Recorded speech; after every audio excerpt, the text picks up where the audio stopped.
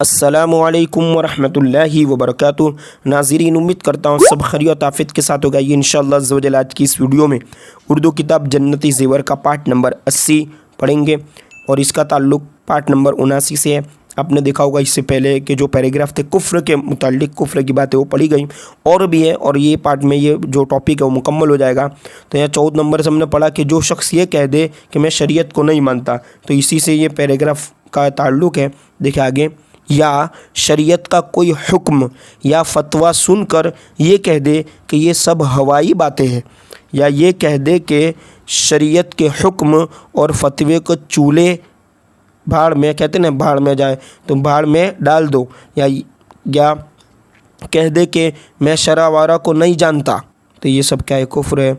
یا یہ کہہ دے کہ ہم شریعت پر عمل نہیں کریں گے، ہم تو برادری کی رسموں کی پابندی کریں گے۔ یا یہ کہہ دے کہ بسم اللہ اور سبحان اللہ ہے نا روٹی کی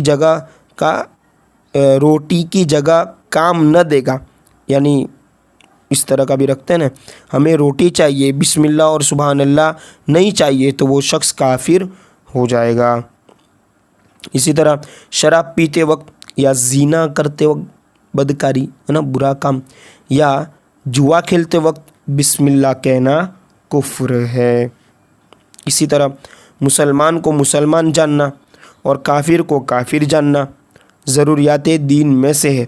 کسی مسلمان کو کافر کہنا یا کسی کافر کو مسلمان کہنا کفر ہے۔ جو کسی کافر کے لیے اس کے مرنے کے بعد مغفرت کی دعا مانگے، یا کسی مردہ کافر اور مرتد کو، مرتد یعنی بے دین ہو کر جو مرتا ہے نا، مرحوم و مغفور کا یا بخشا ہوا کا، یا کسی مردہ ہندو کو ہے نا بینکنٹھ باشی کہے، وہ خود کافر ہے۔ آگے دیکھیں، خدا کی حرام کی ہوئی چیزوں کو حلال کہنا یا خدا کی حلال کی ہوئی چیزوں کو حرام کہنا، یہ بھی کفر ہے۔ یا خدا کی فرض کی ہوئی چیزوں میں سے کسی چیز کا انکار کرنا، یہ سب کفر ہے، یعنی منع کرنا، یہ نہیں ہے، فرض نہیں ہے، ایسا نہیں ہے، یوں نہیں ہے، وہ نہیں ہے، یہ سب کفر ہو جائے گا نا۔ انسان سوچنا چاہیے۔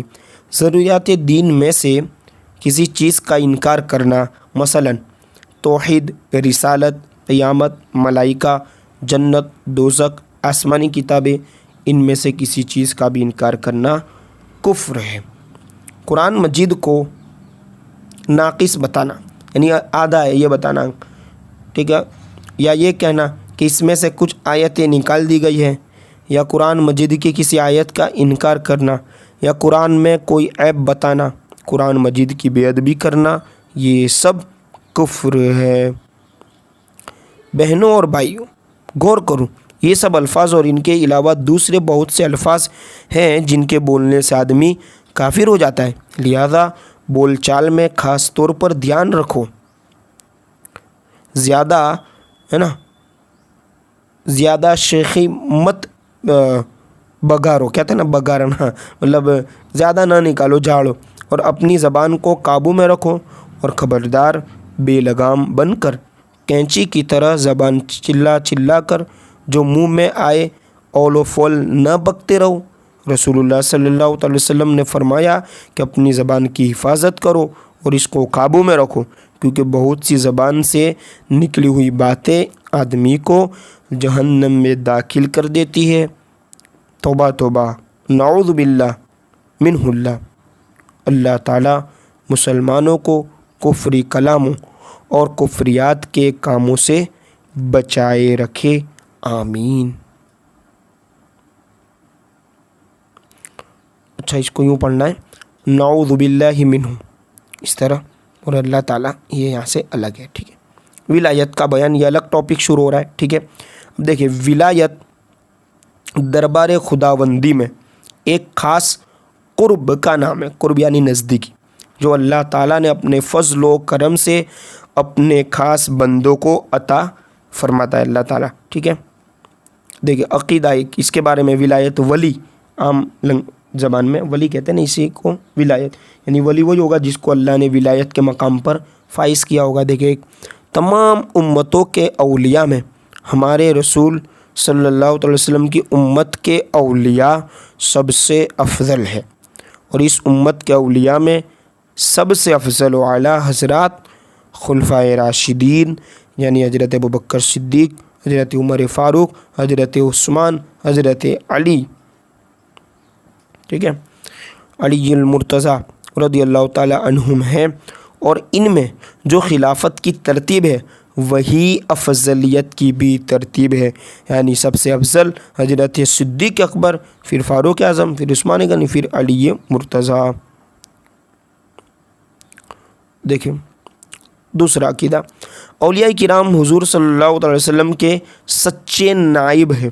اللہ تعالیٰ نے اولیاء کرام کو بہت بڑی طاقت اور عالم میں ان کو تصرفات کے عالم یعنی دنیا میں تصرفات کے اختیارات یعنی اتھارٹی ہے نا عطا فرمائے ہیں، اور بہت سے غیب کے علوم ان پر منکشف ہوتے ہیں، منکشف یعنی ظاہر ہوتے ہیں، یہاں تک کہ بعض اولیاء کو اللہ تعالیٰ لوح محفوظ کے علوم پر بھی مطلع فرما دیتا ہے، یعنی اس کی بھی خبر دے دیتا ہے، لیکن اولیاء کو یہ سارے کمالات حضور صلی اللہ علیہ وسلم کے واسطے سے حاصل ہوتے ہیں۔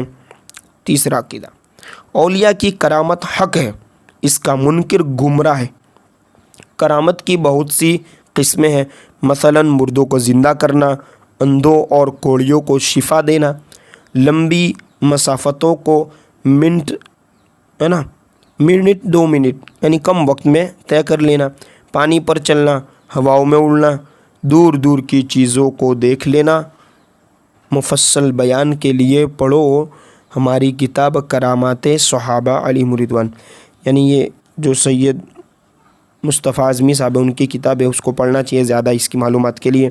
اس طرح آگے اولیاء کرام کو دور و نزدیک سے پکارنا جائز اور سلف صالحین ہے نا، جو ہمارے پہلے کے بزرگ ہیں سلف صالحین کا طریقہ ہے۔ آگے 5 نمبر پہ بتا رہے کہ اولیاء کرام اپنی اپنی قبروں میں زندہ ہیں، اور ان کا علم اور ان کا دیکھنا، ان کا سننا دنیاوی زندگی سے زیادہ قوی ہوتا ہے، یعنی جیسے دنیاوی زندگی میں تو کم مطلب جیسے سنا، لیکن ان کے وہ قبروں میں اللہ عز و جل انہیں اور طاقت عطا فرماتا ہے، وہ قبر میں دور سے ان کے مریدوں کو بھی آواز ان کی فریاد کو سنتے ہیں، ان کی فریادوں کو پورا کرتے ہیں، ان کی جولیوں کو پڑھتے ہیں، جیسے ہم خواجہ غریب نواز کی بارگاہ میں جاتے ہیں، پکارتے ہیں یا غریب نواز یا غوث پاک، اس طرح پکارتے ہیں نا ان کو، وہ سنتے ہیں، ہمارے حاجت کو بھی پوری کرتے ہیں۔ پارٹ نمبر 81 میں ہم اسی یعنی ولایت کے بیان ہی کے اور عقائد انشاءاللہ آگے پڑھیں گے۔